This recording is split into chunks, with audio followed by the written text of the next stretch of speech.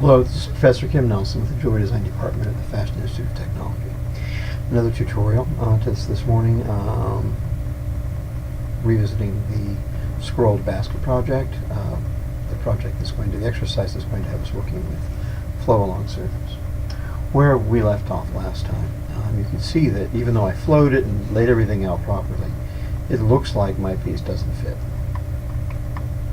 That's actually not true. What is true is that since the three-dimensional form pulls away from the surface, what we want it to do isn't happening. This is predictable when you're dealing with flow on a surface with three-dimensional form, because how the two things interact can create realities in three-dimensional space that you don't foresee in working flat. I'm going to go ahead and make copies of this because I'm going to be modifying this same scroll to work within the context of each one of these viewports, or each one of these panels, thinking ahead of myself. The viewports are important. I need to lay this out so that I can see what I'm doing as I'm doing it. So, I would really like a 2 viewport window. They don't have that, so I'll go with 3. Okay, I am going to minimize, really cut into that perspective viewport. And I'm going to bring this into view as well. Okay. Now, the problem is that I did not use history where I left our last video off, so I'm going to delete the 3D version here and reflow. So,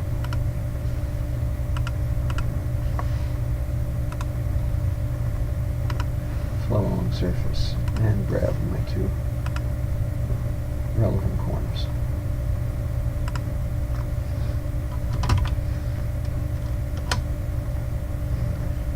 Okay, so the way I'm going to modify this scroll element is I'm going to use CageEdit.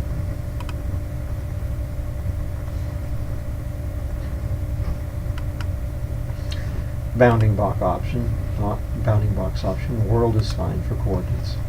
X is going in this direction. I want a number of points here so that I can have controlled manipulation of my object. So I'm going to put 11.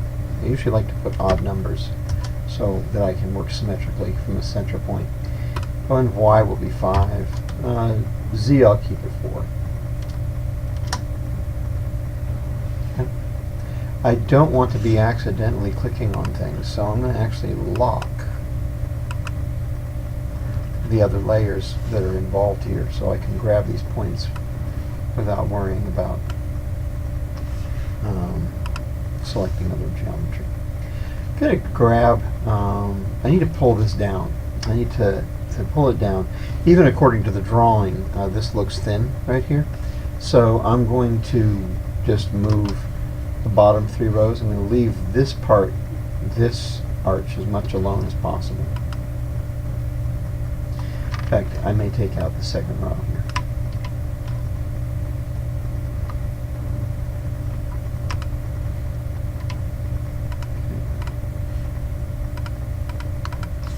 It's locked. So, actually it doesn't matter if it's locked. All I want to work with is the bounding box. I'm going to go down to 2 rows of points. Pull those down. I'm going to pull it down a little farther than I think I'm going to need.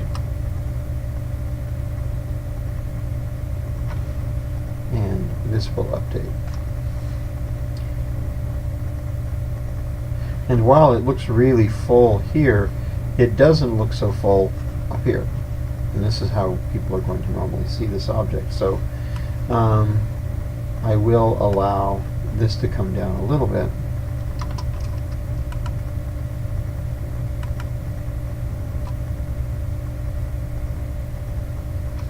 Almost. I'm going to move these 3 rows just a little bit further.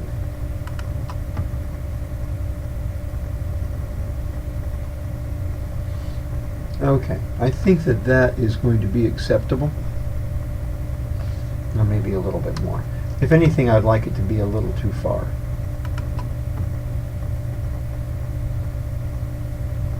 Yeah. Okay. So I've got that.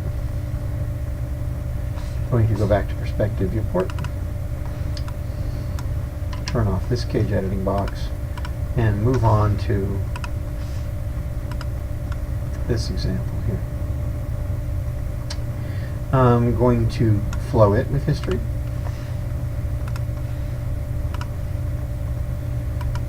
Before I do that, actually, I think I'll just look at it and see how it's fitting the box, the panel, because I can see that it's actually sitting high up here.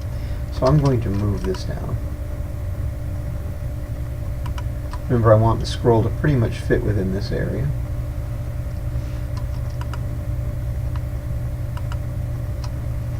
I think that's good. And now I will flow with history, making sure I grab the related corner, the same corner, I should say, on each piece. I'm going to confirm that history took. It did.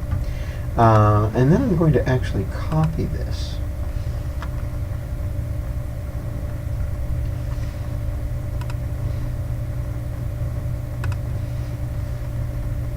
With history. From here to here. And once again, I want to verify that I am getting history to follow all the way through.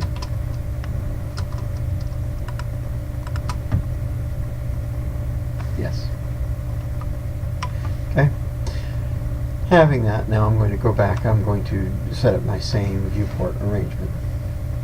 Rhino should remember how I had 3 viewports set up last time, but it did not. Okay. Sometimes it will. So I have this in view already. Making sure I have the right one. Yes.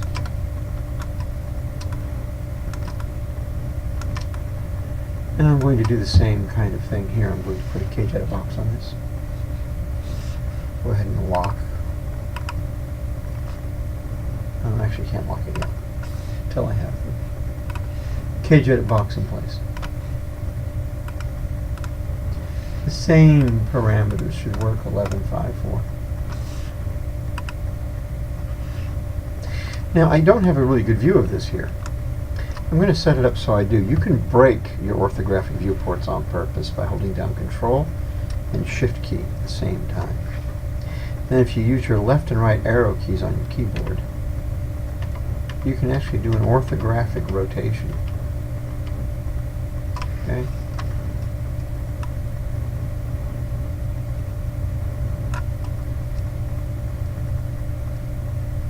Okay, let's take a look at that. Alright, I'm not liking what I have here because I really need to have this orange surface associated. So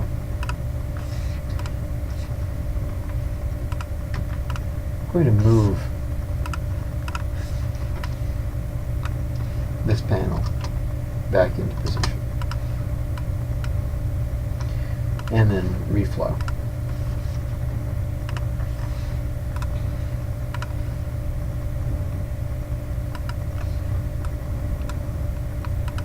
Rhino won't care that I moved it, that's fine.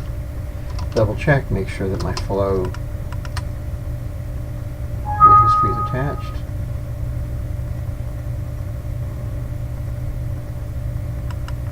I broke my cage, I'll just undo.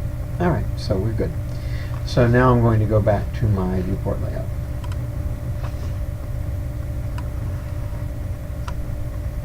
Okay, because I do want to be able to see clearly what's happening in relationship to this surface.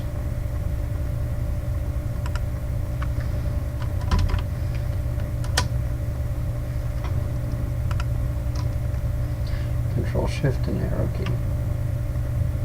I don't have anything exactly, and I have to use the arrow key.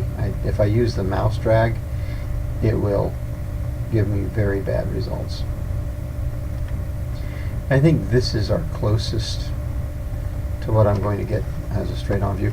Once I let go of Control-Shift, I can just use Shift and drag to recenter this if I want to. That's fine. So,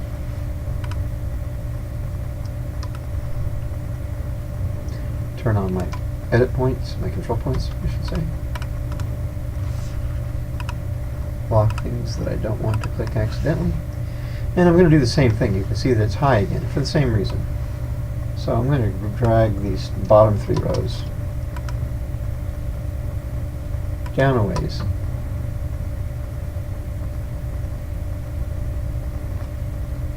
And see if I can't get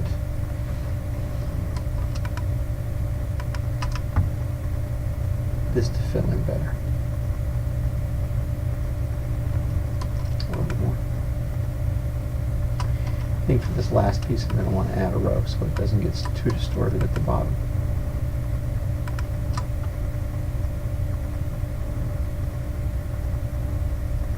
That's good. So, take a look at my perspective viewport and see how these two things are interacting.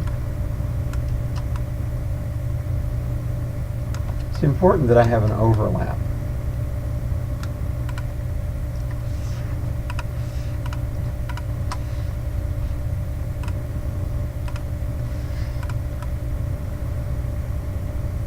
So that I can Boolean union. I have a nice healthy overlap down here. That's nice. I have a very tenuous overlap here. Okay?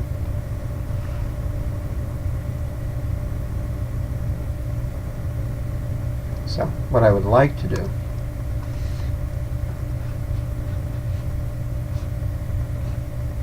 is go back to 2 views. Extend this back up. Turn on the cage edit points here. I'm going to grab this top 3 rows. And I'm going to non-uniform scale them. I can do that with object snaps and whatnot, or I can just pull out a gumball. I don't want to change things very much at all.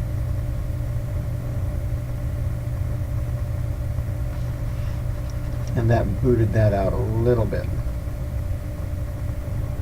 Okay. And I'm going to do the same, a similar approach here.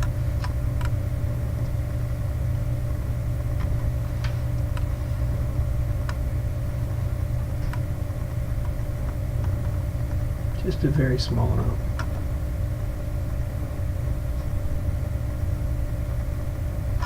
And I'm going to come back and take a look in my perspective viewport.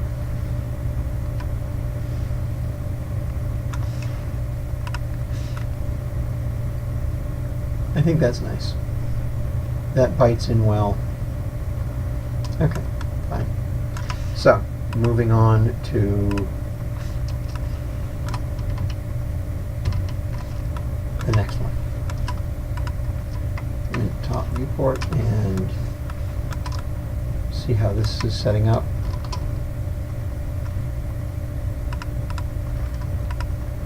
Move enter.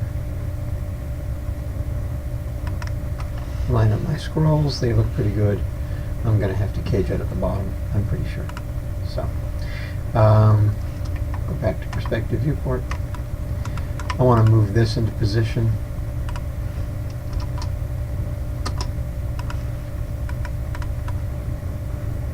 And actually I want to move that reference curves into position as well. Okay, and then I'm going to flow with history.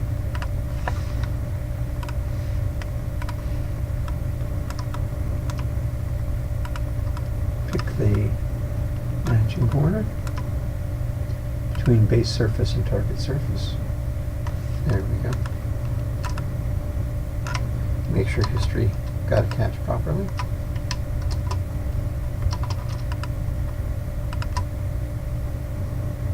It did. Assign a cage editing box.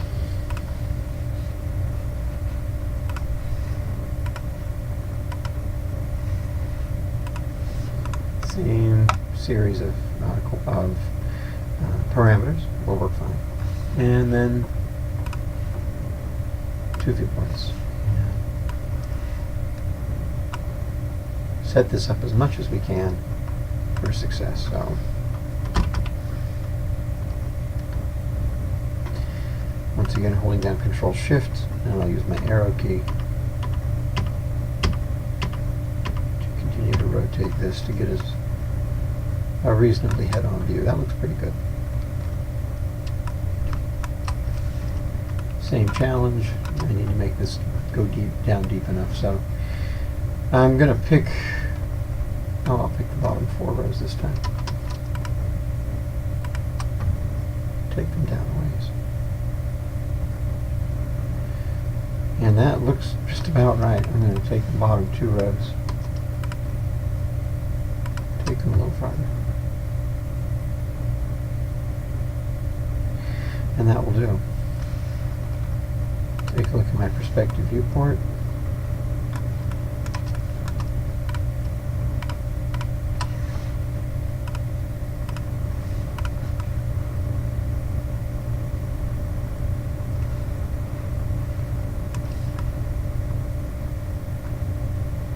This actually looks like it has a pretty good bite in here. I don't think I have to widen the top here.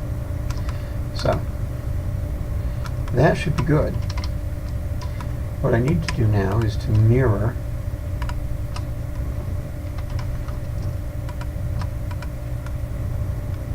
my elements around.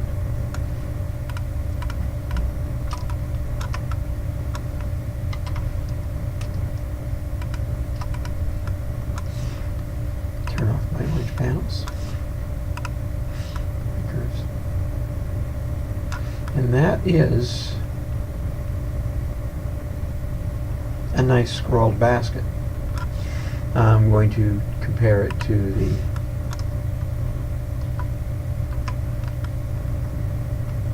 original. And it looks good. These are all breaking that surface ever so slightly.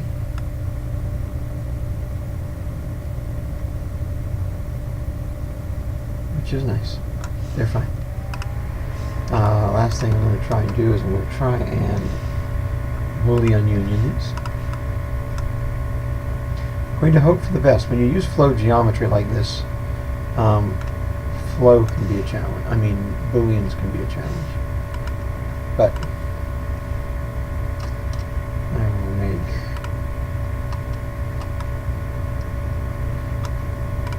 some of these green, and I will make others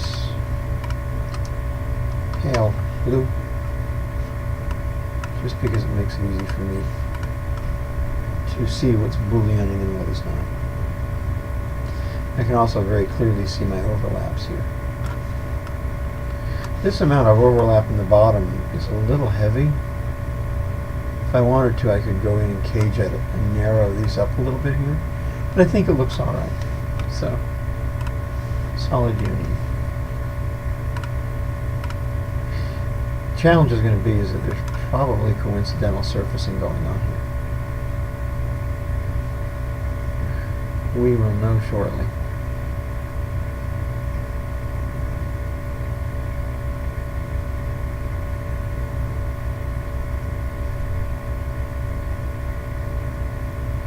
Yes, that looks like a Boolean fail. You can wait, but it's going to fail. I figured it would.